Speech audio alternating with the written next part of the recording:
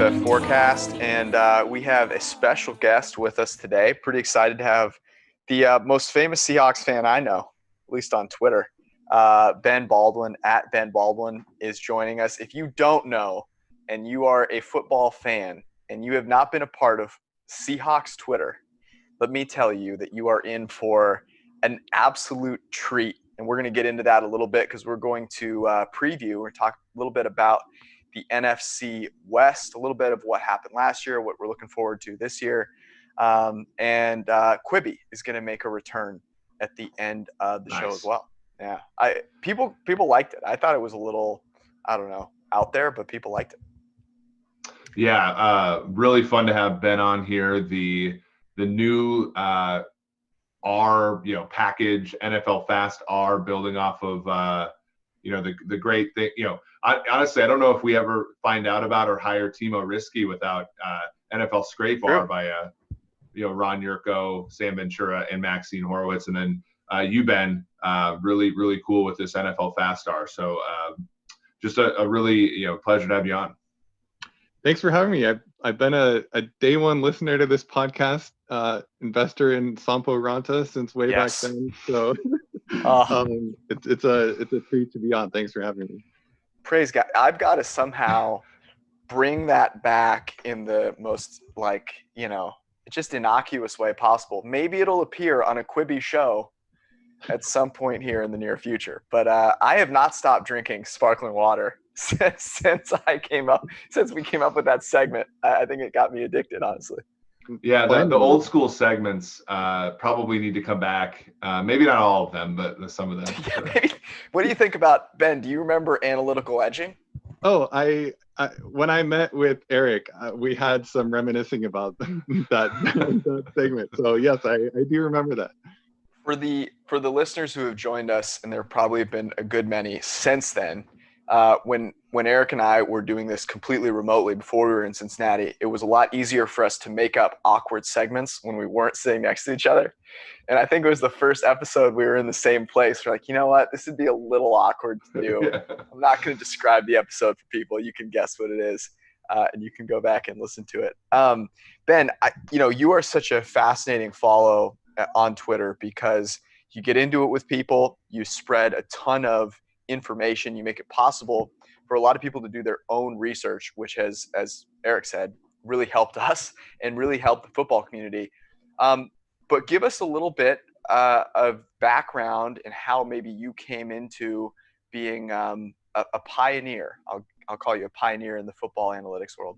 Thank you. So I think like a lot of people, I had a job where, so my background is in economics. So I went to grad school, learned all these tools for how to manipulate data, analyze data, try to come to some conclusion based on a research question that you might have, and then present it to an audience that is interested but might not have the technical background. So basically trying to explain things to a quote unquote lay audience. So if you have that sort of background, then the transition from whatever else you're doing in maybe the policy world to football is pretty natural because you already have all these tools and you know how to work with data and program and things like that.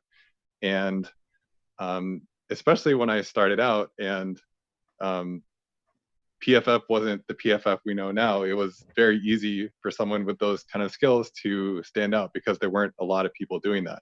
Now that's changed a lot because you guys have joined PFF. You found Timo and Kevin and Josh Hernsmeyer is out there doing amazing work. And there's so much more of that now. And I think now my interest is in what you kind of mentioned, lowering the barrier to entry as much as possible for people interested in jumping in and doing this kind of stuff, because the more people that are doing it, the better the conversation around the game is going to be. Well, I think what's so interesting is, you're a fan. All of us are fans to some degree, but then all of us are also, invested in other ways in terms of analyzing the game. And like the bar is raised as far as like what we're accepting as football right now, right? I mean, I don't think anybody bats an eyelash at the way Kyle Shanahan finishes the first half in the Super Bowl, or we Bill O'Brien. We're 5 minutes into the 5 podcast, minutes. man. Bill O'Brien kicking a field goal to go up 24-0 against the Chiefs at Arrowhead. Like, I think what you've helped contribute to, and I think like all of us have, is just a heightened awareness of what makes for good football. And I think what's going to be cool is, 10 years from now, the game of football is going to look nothing like it does now. And I think a lot of, as you said, lowering the barrier, making sure that anybody who wants to can study the game, that's going to make for a better game, I think, long term, which I think you share a great deal of credit in. Thanks. And I think football is kind of lucky in that the recommendations made by the quote unquote nerds are things that fans typically find exciting. So like passing deep is exciting, going for fourth down is exciting. Right. And that's nothing that like the NFL sat down and did. It's just, it happened to be that these things are more exciting, where for baseball, it kind of cut the other way. So I think it's more fun to be recommending these things because ultimately it's more fun for the fans as well. Well, let's hold on for a second. Let's hold on for a second. As a 49ers fan, I find it very exciting when from the 34-yard line on 4th and 1, Russell Wilson is standing on the sideline with his hands in his hand warmer. That I find exhilarating. It gets my blood pumping. What I think is cool about it, though, also is that it's giving people away. The barrier to entry in the game of football, just playing football, is so high, and the ability for us to incorporate such a wider base in analyzing and being a part of football is really cool, and it's exciting, and it's going to move the game forward, and as you said, I think make it more exciting. Let's get into the NFC West, because this is, I don't think it's crazy to say, the most interesting division in football. And as someone that follows the Seahawks very closely, we're an inch away from winning the division last year. How do you feel going into this season about the Seahawks? It's kind of funny because I feel pretty much the way I feel every offseason, where they have these resources and they kind of squander them, and they're not really any better on paper, but they still have Russell Wilson. So it's hard to like conduct an analysis on this. And you guys, more than most, have been higher on the Seahawks going into seasons during the offseason, just because Russell Wilson does so well in your system. So I think when I do these, I've done offseason preview articles looking at totals every year, and you guys are always the highest, and you always end up being the closest to being right. So you guys have emphasized the importance of quarterback play, and in the Seahawks, that is really important because they don't have a lot of else going for them. They had something like $50 million to spend over the offseason, kind of frittered it away, and they still haven't even signed Jadeveon Clowney. So it's really hard to look at them and see what their overall plan is and how they think they're going to win an arms race with the 49ers especially. But even the Rams have given them fits trying to stop McVay's offense. So well, they're the only defense that gives McVay what he's looking for now. Every single other defense plays quarters and puts 5 DBs out there, and the Seahawks continue to give him an extra linebacker and play cover 3. I was going to say, when you mentioned emphasizing the quarterback position and what that does in terms of elevating teams with Russell Wilson, you might say that the Seahawks as a team de-emphasize the quarterback position with the way they play almost as much as anyone. Yeah. Oh yeah, for sure. They coach like they have. I'm trying to think of it. Like someone they want to minimize rather than someone who they think they can lean on. And Carroll still thinks he has Tavares Jackson as a starter.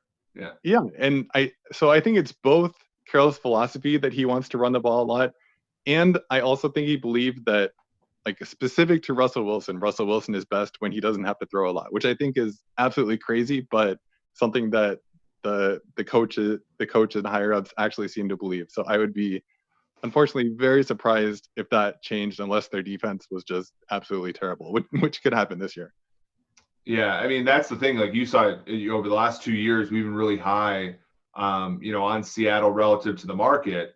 And this season, so the Seahawks over, win totals 9, over as of a couple of days ago is -140, under was plus 110. We're about 8.8. So there's a little bit of value now for the first time in a long time for us on the under for Seattle. But I think it's exactly sort of to your point of, going into 2018, I think people soured a little bit on Russell Wilson, even his own team, right? I mean, they reportedly tried to trade him to Cleveland. And then he has a really good season in 2018.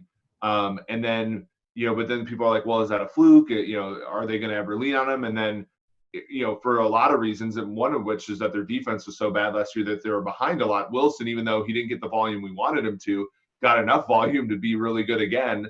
And they go ahead and win 11 games, probably should have been 12, as George said. And I think everybody now is baked into the fact that, okay, Wilson is at least the second best quarterback in the NFL.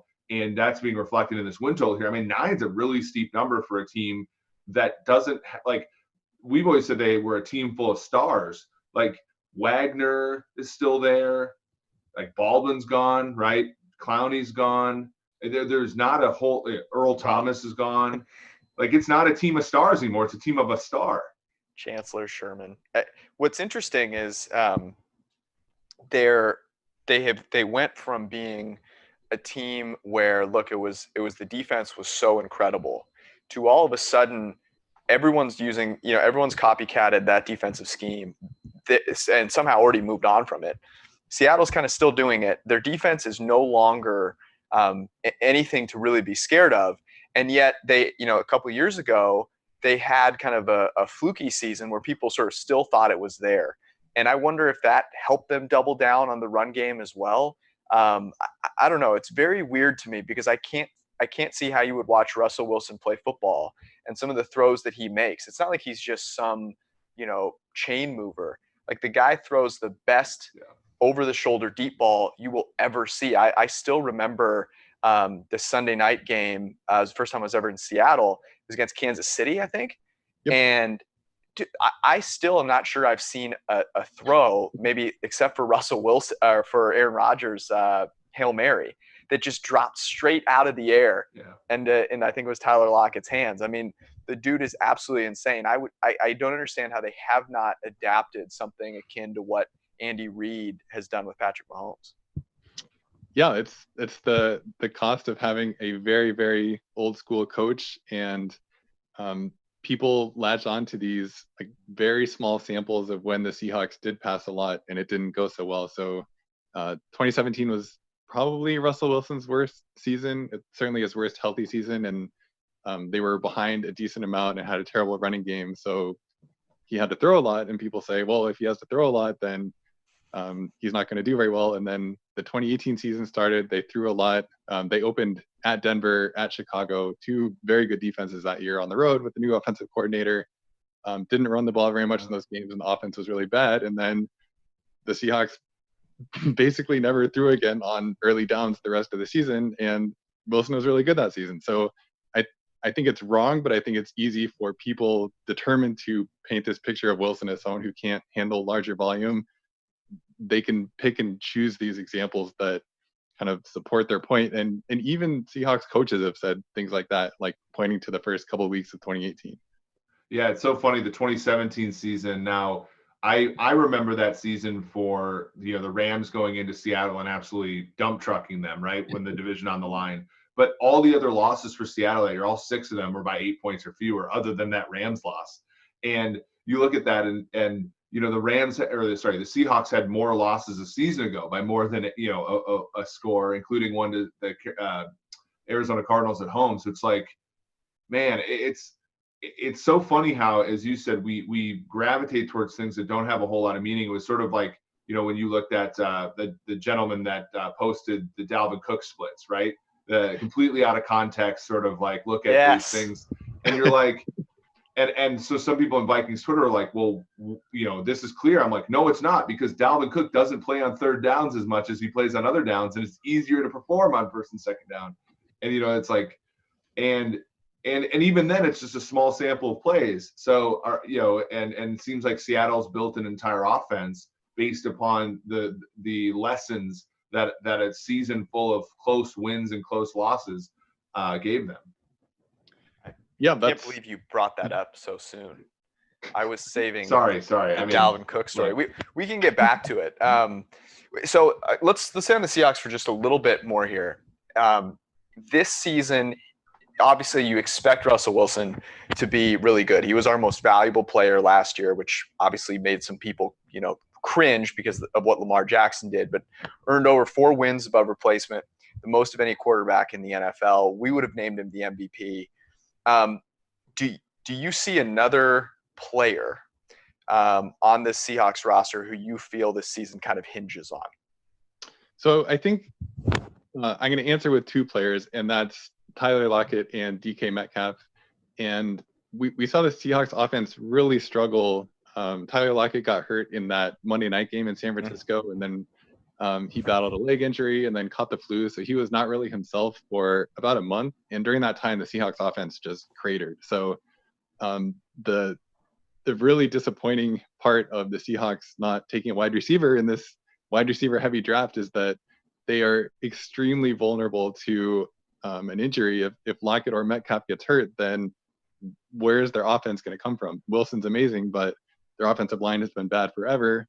Their tight ends are a 35-year-old Greg Olsen and then Will Disley coming off another major injury, and then these 2 really good receivers who are really good. But if you have an injury, then it's the potential for the offense to really struggle is kind of scary for them, I think. Yeah, it sort of takes you back to like the 2014 season where, after Paul Richardson went on IR, they had no receivers who were drafted, in the NFL. And, they sort of were buoyed by the fact that some of their lower tier guys were, Chris Matthews could actually play a little bit and stuff, but it's not necessarily the case here after you look at their top 2. What do you think? Are you bullish at all on Greg Olsen as being a guy? Because, they really haven't had a good tight end in quite some time. Even when Graham was there, he had sort of petered off for quite a bit.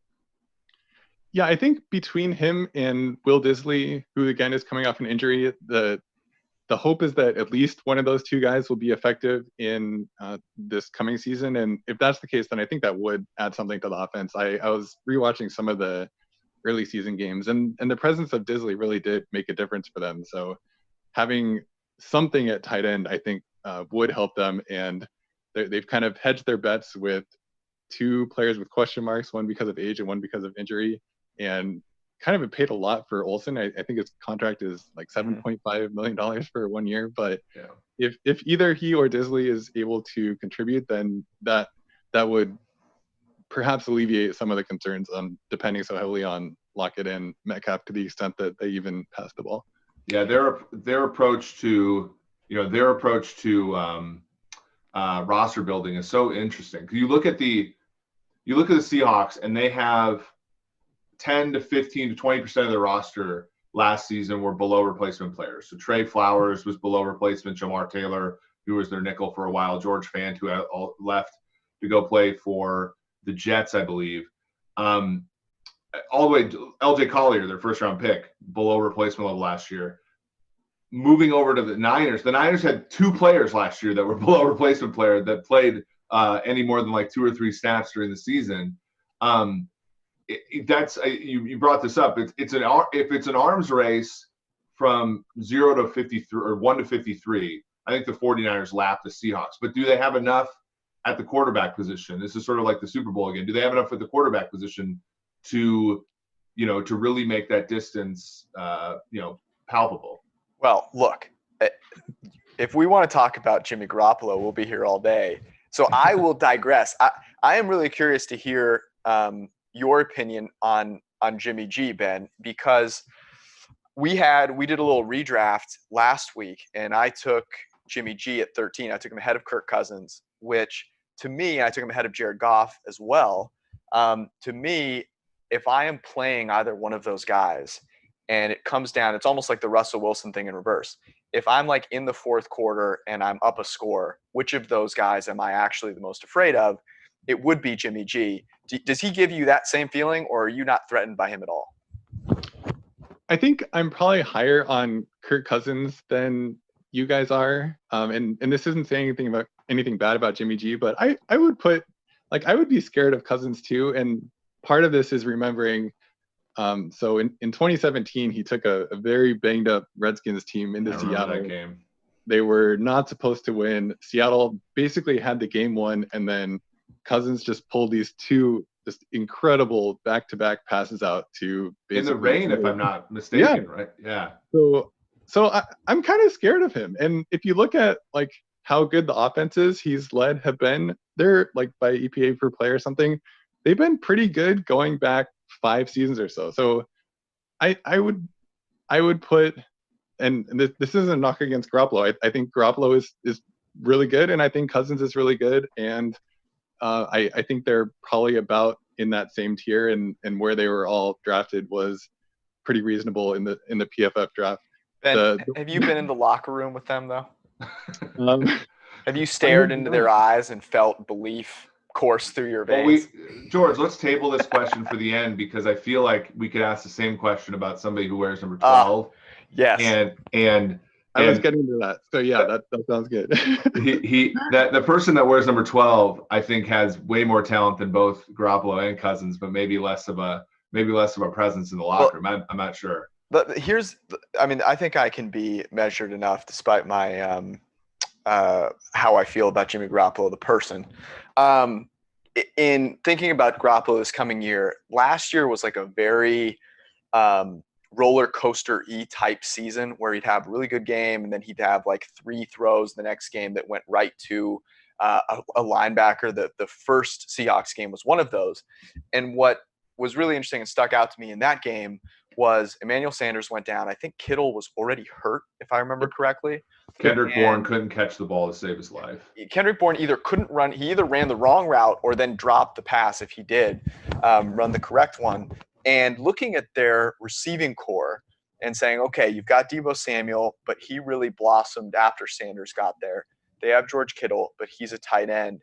Can they find this other player to separate at the receiver position? Because that's when Garoppolo really took off, and they had a much harder schedule down the stretch. They played one of the hardest schedules down the stretch after one of the easiest, and they were still very good. You know, their defense was also injured there. He had that game against New Orleans where they were behind most of the game, and Garoppolo really threw the ball well in that game and brought them into a position to win the game. Obviously, Kittle was helpful there. But to me, if you're saying, look, the Seahawks are kind of depending on Lockett and Metcalf to stay healthy, if I look at the 49ers, I'm expecting regression on the defensive side because that's what you should expect.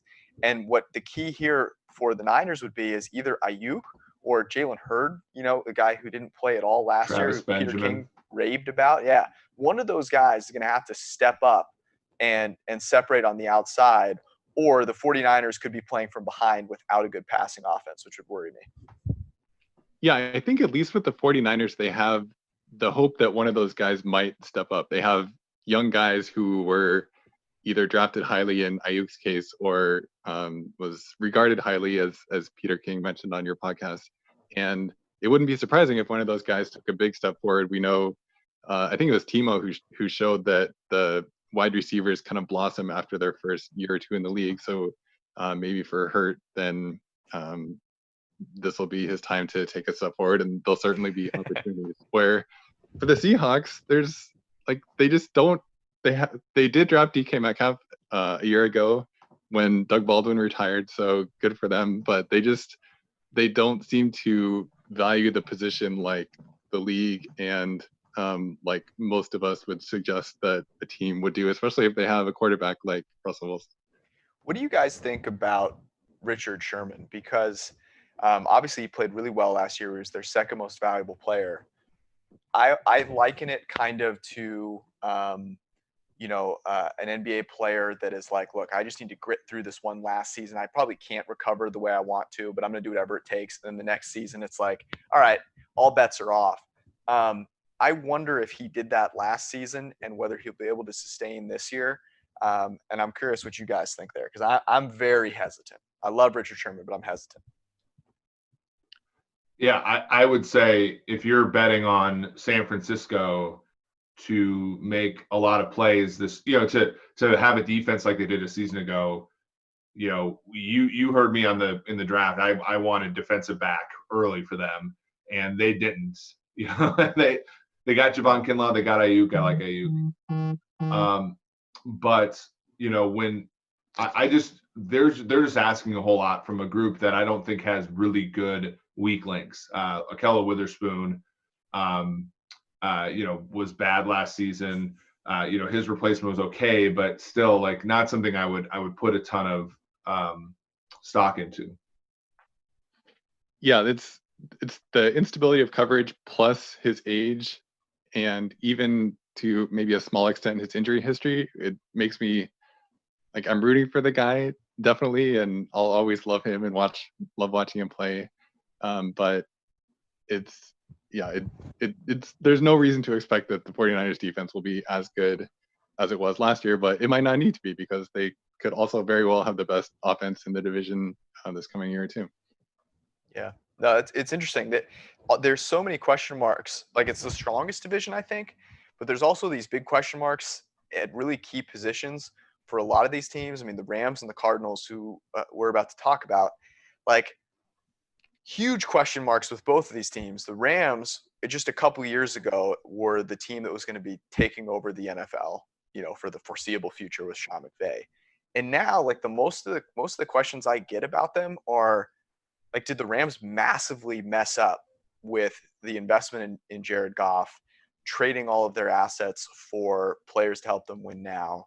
I'm guessing I know where you'll be on the Goff thing, Ben, but I need to hear you say it. I would have done the extension. The alternative is kind of floundering in quarterback no man's land, and in good situations he has been pretty good, and it's, I guess, incumbent on the Rams to continue to create those good situations. And with how they've invested, it's going to be a challenge for them going forward. Yeah, I mean, we had this discussion on the show on Monday, right, George? I mean, I brought up the idea that Goff has, when you talk about Cousins and Garoppolo, Goff has had probably more success when he's been on, the question, and it just hasn't happened as of late, right? So I think we're a little low on Jared Goff, but the problem is, I mean, the Seahawks had a bad roster a season ago. Rams had a worse roster. They had tons of players who, especially on the offensive line, who were literally playing at a practice squad level. And then the problem, they're so hamstrung. I mean, they had to get rid of, there are two acquisitions this year, A'Shawn Robinson and Leonard Floyd. They had to get rid of Dante Fowler, Corey Littleton, their kicker, Greg Zuerlein, Nicole Roby-Coleman, and then the engine. And then Weddle. And then they got rid of their defensive coordinator and special teams coach. Like, they're a mess. And how did you manage to mention all of those people without the reason the Rams were successful? I skipped over him on the list. I'm sorry. But their draft was disgusting, right? Like, Cam Akers first. Like, you're a team full of, not the Big Short quote, right? You're a team full of this nonsense, and you go running back with your first pick, and then a wide receiver with very little upside in your second pick. And they traded Brandon Cooks too, right? And they traded Brandon Cooks. I didn't even put that on there. Yeah. So Cooper Kupp's a good player, and Robert Woods, I drafted him in the second round of that draft. I really like him, but it's, and then the other thing is like McVay. This is part of the reason why I might like Goff a little more fundamentally than Garoppolo at times. McVay's no Shanahan, so like they're just going to have a really hard time digging out of this. Yeah, there are a couple of data points that I find really concerning with the Rams, and this speaks to your point. So the first is they have no quick game. They run no quick game, none, like none. And the Chiefs, a team who just drives the ball up and down the field against whoever they want, run just about the most quick game. And I think a lot of people would say that surprises me because they think of Mahomes as spending 5 seconds in the pocket, escaping and throwing something downfield. But he is super accurate on those quick reads. He gets guys in space. He delivers an accurate throw. And that is something that I feel like if you don't have in the NFL as an offense, like, you're really hindered, because that's something you can go to. It's kind of like your patented move. You can just go to it and get yardage. And the Rams don't have that. And then secondly, Jared Goff has the lowest PFF grade when he throws past his first read. And I think this is super indicative of what that offense has been in good situations and what it looks like in bad situations. You see those clips. Ben, you actually might have been the person that made some of these. The Sean McVay like whispering into his card and Jared Goff like looking at the field blankly. Was that Betts that did this? I think that was Betts, yeah. It was Betts, right? He's looking at the field blankly and McVay is like telling him what to do, right? Like calling the play and telling him what to do. And if he gets that wrong, then you're relying on Jared Goff to make the next read. And that has been an absolute catastrophe. So I can kind of get with you. Like, I think there's a lot of blame to be placed on McVay. If they don't run a quick game this year, I don't know what I'm going to do, because it seems like the obvious evolution of their offense.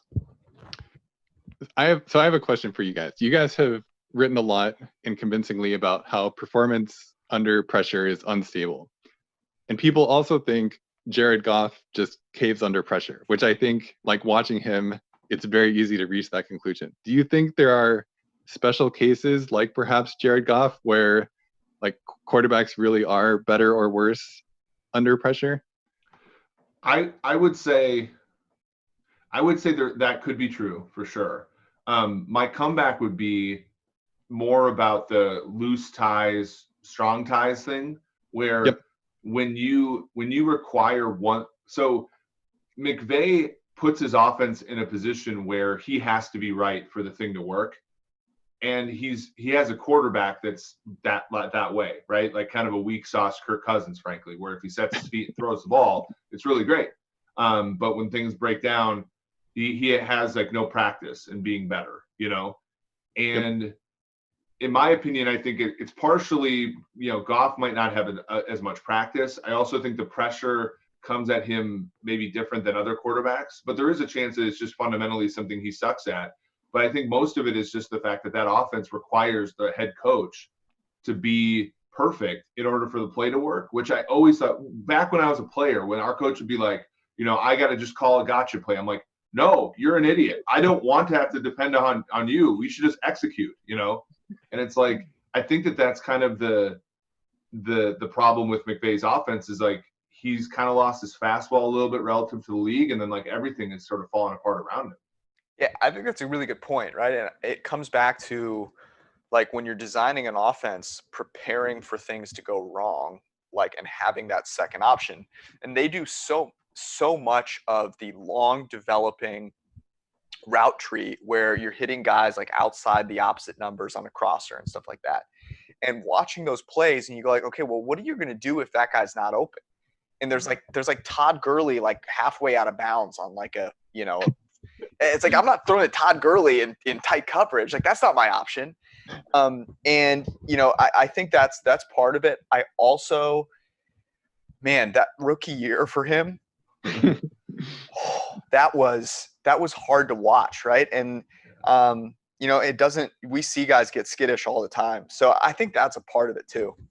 He had the most drops a season ago, tied for the most. So I was just looking at this. This is a good question. Phillip Rivers and Jared Goff had the most drops last season when throwing pressured passes. Tom Brady was third with 13. But here's an interesting part about Goff. Goff took a sack, went under pressure at the lowest rate last year. Yeah. Sort of weird, right? Because, he was getting the ball out, which I also think is part and parcel with, again, number 12, who would sit there in the pocket, get his collarbone broken sometimes because he would like sit there and wait because it was his offense. He sort of knew, whereas Goff might be one of those where if it's not there, he just dumps it because he literally doesn't understand the offense past the first read. Ben, so what do you think about that? Because I've heard this same argument on the opposite side with respect to Russell Wilson. And actually, Eric, I remember us having a conversation about it because, and this is actually a good talking point as well.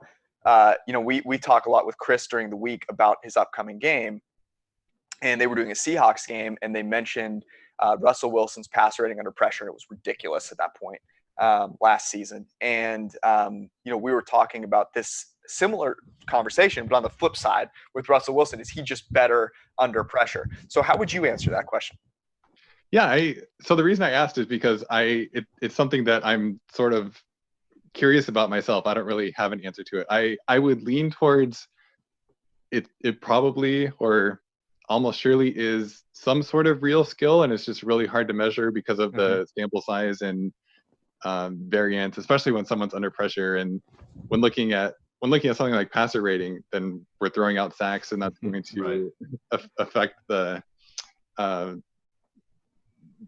conclusions we draw as well, especially for Russell Wilson, who just takes a ton of sacks. So with Wilson, it's hard because when he escapes and creates something and gets rid of the ball, then yeah, he's amazing. He can throw on the run. He can do all this crazy stuff, but he also takes a lot of sacks, and it's hard to weigh those things against each other. And that's kind of the one thing that Mahomes has over him, is that Mahomes does not take sacks like Wilson does. Yeah, that's a good point. Okay, so Rams and Cardinals are interesting. I think there's a lot of increasing momentum, maybe not quite Drew Lock momentum. I have to bring up the word momentum as much as I can in this conversation. A lot of momentum on the for the just because you say it Cardinals. Doesn't mean it's real. I'm gonna wish it into existence here. Well, like the Cardinals are super hyped up, and I think there's some legit like reasoning there, right? Kyler Murray, #1 pick, performed really well in college. You get DeAndre Hopkins, top 3 wide receiver, who replaces like a black hole at wide receiver for the Cardinals, and potentially getting a good tackle in the draft after they've been kind of bereft of pass protection, whereas the Rams seemingly add like nothing. Is this me being 1 year early on the Cardinals' ascent, or do you guys think there's a little fire with that smoke? I'm a little skeptical, and I think some of the hype around them is because of anchoring to what happened in 2018, where they were kind of a historically bad offense. So it's easy to look at the jump from 2018 to 2019 with new quarterback, new head coach, and say that's going to continue. But should we think about them any differently than like some other rookie quarterback who led kind of a so-so offense like Kyler Murray did in his rookie season, without necessarily comparing it to how badly it was the year before? Like, why would we assume that the growth is going to continue unless we think that Hopkins is just going to make a huge difference for that offense, which is possible, I guess. Yeah, and the question is like, are they going to be in enough games too, right? And are they? So I think the issue for me, because I think at 7 wins I could buy them a little bit, but their current number is 7.5, and juice to the over. It's going to take a lot from like. I think this is probably one of those year early situations. Just because when you look, and we had Vance Joseph on the show at the Combine. It sounds like he's, at least in this abbreviated offseason, is not going to use Isaiah Simmons differently. Byron Murphy last year. By the way, Vance Joseph, cool dude. Yeah, very nice guy. Yeah, and he was cool dude. And he was awesome to talk to. Had one of the strongest takes. Do you remember that? Do you remember what he said? I'm not going to blow him up right now. I'm going to wait for the season. But let me just say, Ben, that this man had defensive coordinator confidence at a new level. But here's my question. Here's my question with them. So Byron Murphy last season was one of the least valuable players in the NFL. Could obviously improve. In fact, at corner, you would think that a jump is more likely given the instability. They get Simmons in the draft. They also had Devon Kennard and Devondre Campbell. They like went after linebackers to try to fix their coverage woes. And is that like resulting? Is that looking at the Niners and being like, this, we need these athletic linebackers to stop this team? And that just, to me, like almost never works, right? It's like the Packers, when Randy Moss went off in '98, the Packers drafted 3 cornerbacks, 1, 2, 3 the next year. Instead of just saying, look, we just got to score more points with Brett Favre. That's the easiest way to beat a team with a really good wide receiver, is to score more points. So I look at the Cardinals and I'm thinking, okay, like they invested like some money and draft capital legitimately to try to match up against the 49ers, which I just don't think a team is going to do, right? You do what KC did the teams that beat the Niners. The Seahawks just beat them with Russell Wilson and a little luck the first time around, right? And same thing with Kansas City and Mahomes. you don't beat the Niners by getting good at base defense. You know what I'm saying? Do you remember how the Seahawks spent their first round draft pick? I do. It recovered. I was without life by that point in the draft, Ben. I had died once and then twice.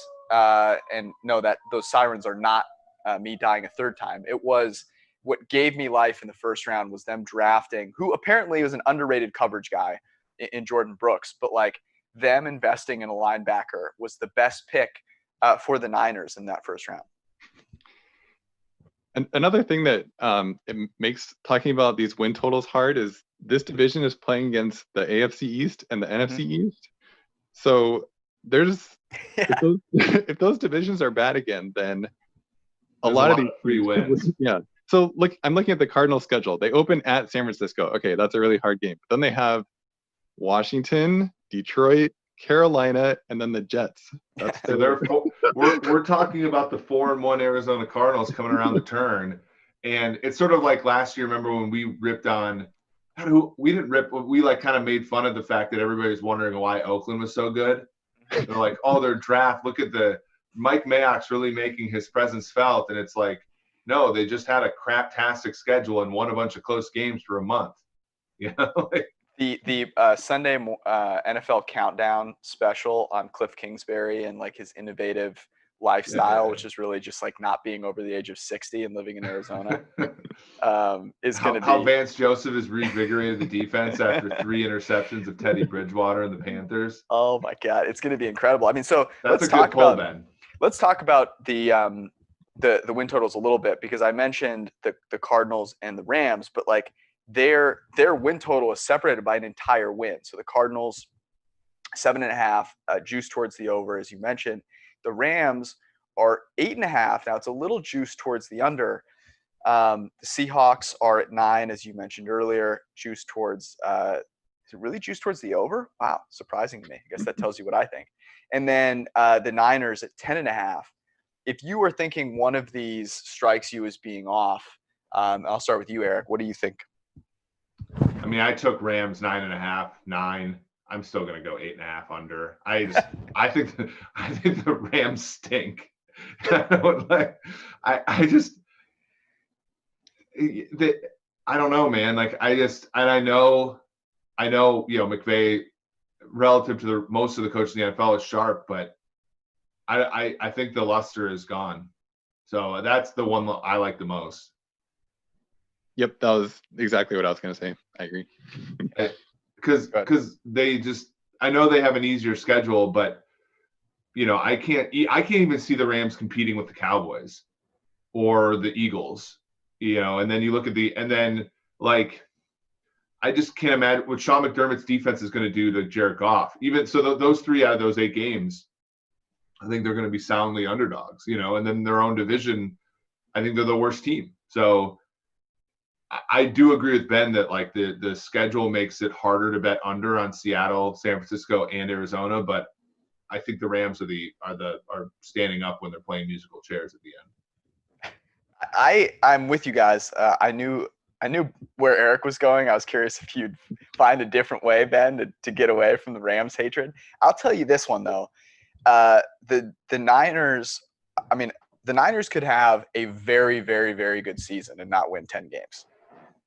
They could have a very, very, very good season and win 10 games. And 10.5 is a lot. I mean, an 11-win season for a team that has legit question marks Deebo Samuel was really good as a rookie, but like to call him a bona fide number 1 wide receiver, I think is a little premature. So that to me would be the second one that I would look at. It's not necessarily fading the 49ers' success, but saying, hey, maybe a couple of those wins last year were a little lucky. Maybe you tuned into 1 or 2 of them.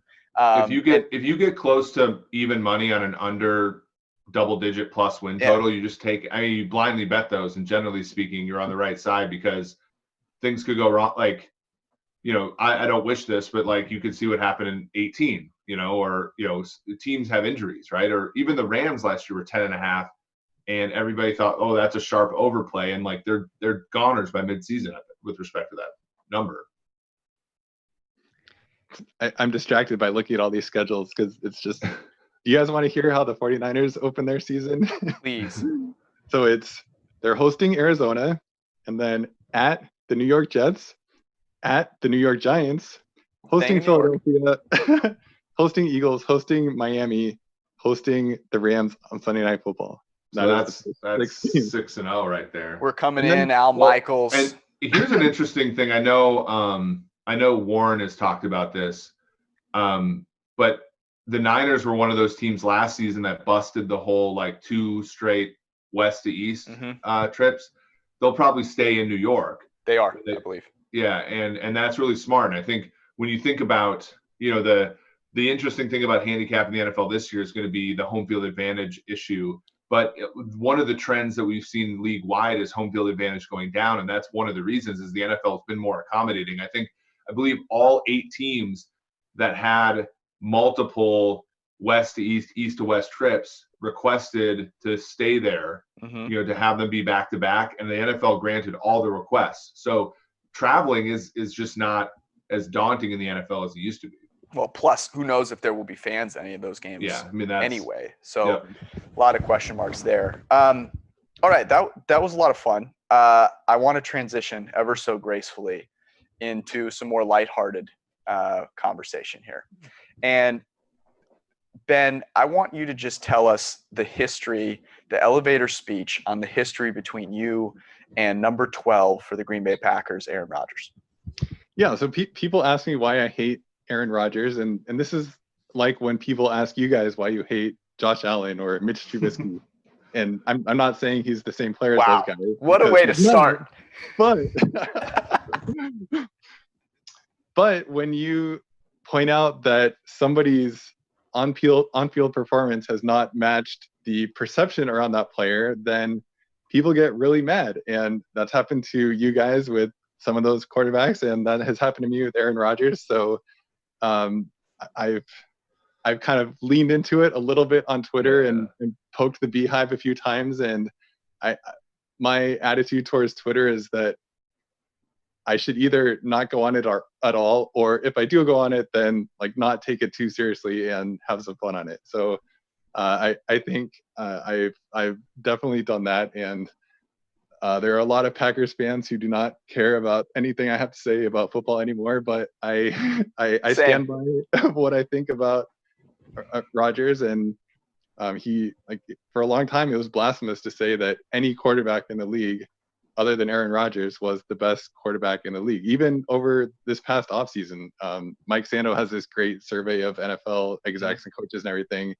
And even coming into this year, after Pat Mahomes' season last year, after Drew Brees has been amazing for 15 years, Aaron Rodgers was number 1, even though we know that quarterback is the most important position in football. And it's not like he doesn't have anyone around him. He's had a great offensive line. He has Devontae Adams. And the Packers' passing offense is never that great. It's always pretty good, which if he is the elite quarterback that some people think, then their offense should be better, and it's not.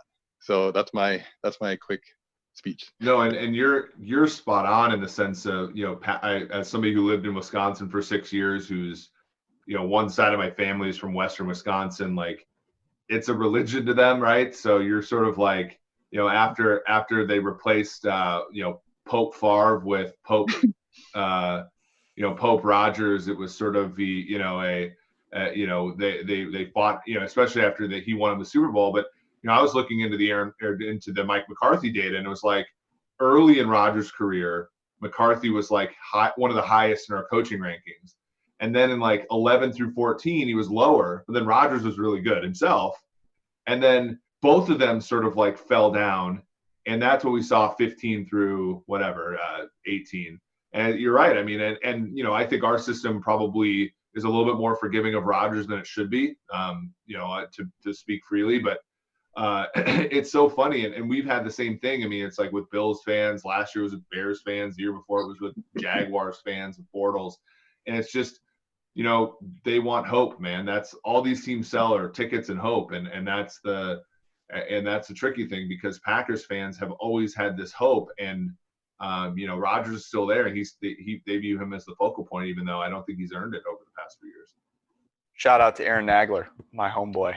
Yeah. Hey, Aaron and us have patched it up over the last few months. True.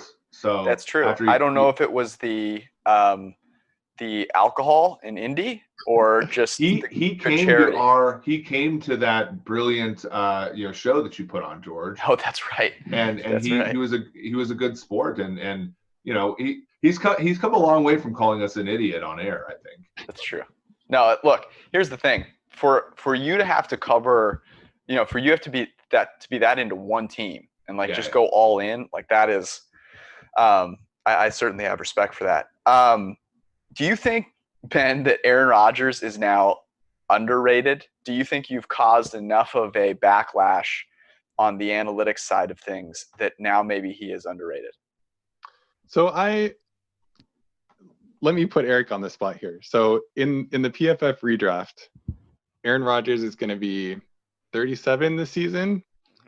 I took him 9th. Yeah, ahead of Carson Wentz, Baker Mayfield, Matthew Stafford, Jimmy G, and Kirk Cousins.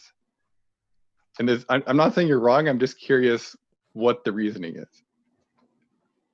Upside. At 37? I mean, but they don't age as much, and he's from all indications in good shape, and I mean, I think that he can catch lightning in a bottle on a different team. So part of the whole thing was, obviously you're drafting him onto a team, and I sort of joked because I don't think I took a wide receiver till late that I was going to make it just like his other team, but when you look, so the guys that you mentioned are all, I think, if you build the infrastructure around them, they are better than Rodgers. I think Cousins is better than Rodgers last year. I think Jimmy G at times was. Wentz can be, although I don't know. I mean, last season Wentz was the outcomes weren't great, but if you build a team around Rodgers, if you're conscientious about it, you don't treat him like he's the best. You don't treat him like he's Russell Wilson and just say, "Hey, good luck, buddy." I do think he can give you top end performances. Yeah. Either way, and we definitely saw that in the playoffs too against the Seahawks, where the upper end is still pretty high. Yeah. So, and we saw it in 2016, right? So he was pretty bad in 2015, especially in the second half of the year, and he was hurt most of 2017 and hurt most of 2018. But in 2016, he was brutal in the first half of the year. Just check down Charlie, play outside the structure, and they were 4-6, and then he rattled off. I mean, he rattled off some games that were unbelievable down that stretch, right? And that's kind of where I look and say, okay, if he strings it all together, I don't think there are that many players that are better than him. But it's really the issue of consistency at this point. I mean, he had that game, both games against the Niners, he was atrocious. Both the Chargers game, he was brutal. He never had bad games until the last 3 or 4 years. Guys, Deebo Samuel just broke his foot. What? I'm not making this up. Ian Rappaport, wide receiver, Deebo Samuel suffered a broken foot on Tuesday. Sportsbook, bet under. During a throwing session with teammates in Nashville, and will be having surgery today, I am told. So let it be known that 5 minutes before I took the Niners under 10.5. But this is why you can't have good things. Wide receivers, I guess. Man, this is really tough. I mean, if you think about, you mentioned Lockett and Metcalf, Ben. If one of them gets hurt, at least you have the other. The Niners now, I mean, they have Brandon Ayuk, but no one knows about rookie wide receivers. There is now a gigantic question mark as to who the hell is going to win on the outside there. The Seahawks at plus 260. Is that a good bet right now? Wow. I mean, so hold on. So what do we have it at? Division title. It's not. Yeah, I guess we would need about 270 to make it, but we haven't adjusted yet. I mean, Ben, how are you feeling as a Seattle Seahawk right now with the news of Deebo Samuel's foot? I mean, honestly, it sucks. He's really fun to watch. He was the most memorable, exciting 49ers player in the Super Bowl, and as a fan who likes watching football, him with the ball in his hands was awesome to watch. So, honestly, it's a bummer. Yeah, a broken foot doesn't put you out the whole year, though, right? I mean, no, but man, feet are that's not a Yeah, especially if he's he's not a running back, but he's running back right? Yes. So it's tricky when.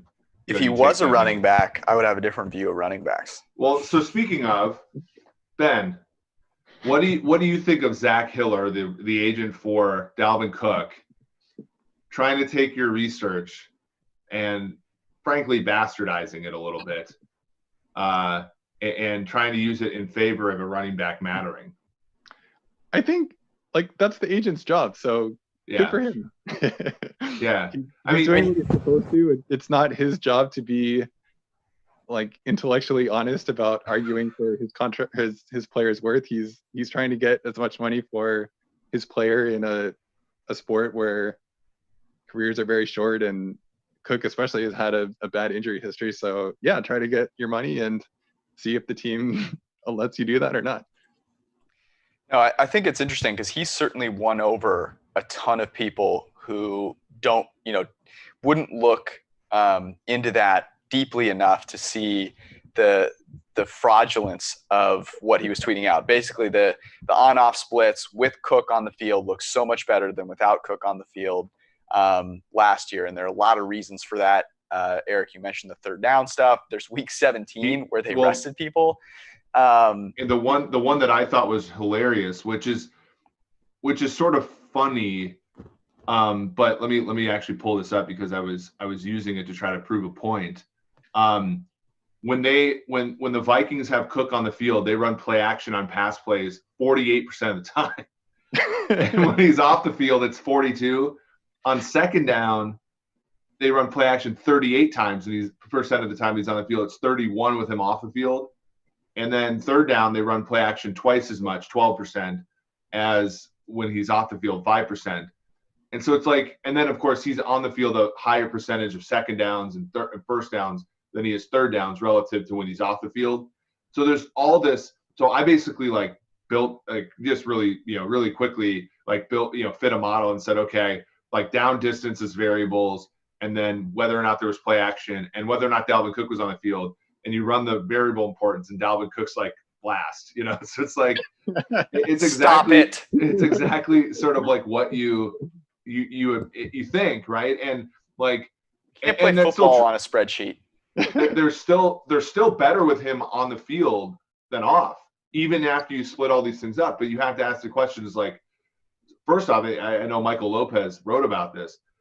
Sometimes the variables in football swamp everything in football, right? So that's one thing where, I just basically dismissed this person and said, no, it's situation. Well, are you sure? And I went in, yeah, I'm sure.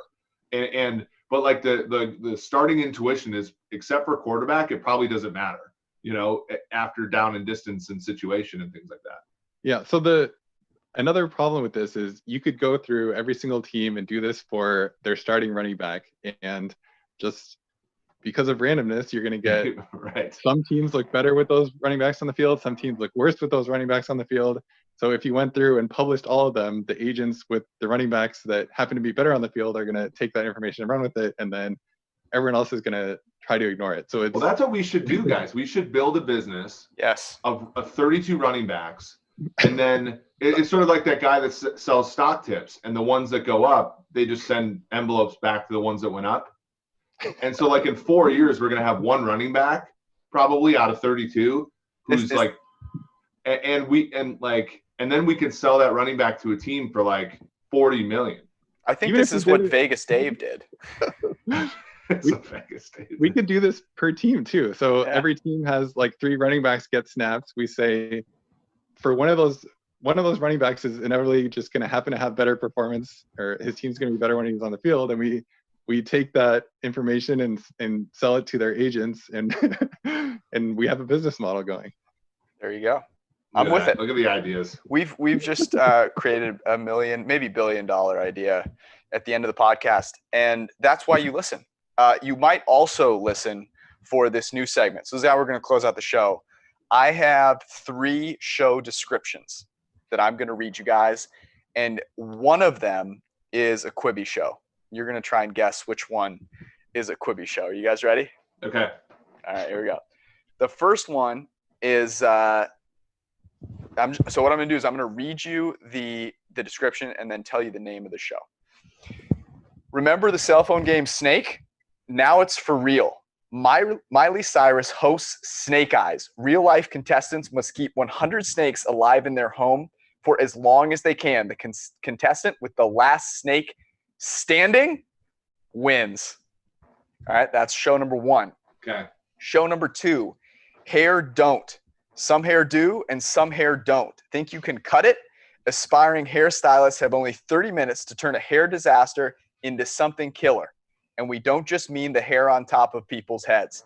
Celebrity judges Dennis Rodman, Liam Neeson, and Constance Wu judge hair don't. And then last but not least, I have take 2 blindfolded chef contestants, blast a dish into their face, and then make them recreate it for celebrity judges to win a cash prize. Hosted by Titus Burgess, this is Dish Mantled. Go for it, Ben. I'm gonna guess the hair one is the real one. The logistics of the snake one sound a little tricky. I think the fact that you listed like more than one host, I think the hair one is totally the real one. I wish I could see Dennis Rodman judge a hair contest. The real one is Dish Mantled. Which I will be tuning into now. Just sounds too compelling. That is our show. I got to give a quick shout out to my sister, still in the hospital, still battling. See you, Gabrielle. I hope you are doing well. Thinking of you, Ben. Thank you for joining us, man. This was a blast. Follow at Ben Baldwin on Twitter. Use NFL Fast R if you are looking to get into football analytics. And if you have any questions, Ben is always there to answer them, right, Ben? Especially Packers related. Especially Packers related. Thanks for having me on, guys. Appreciate it.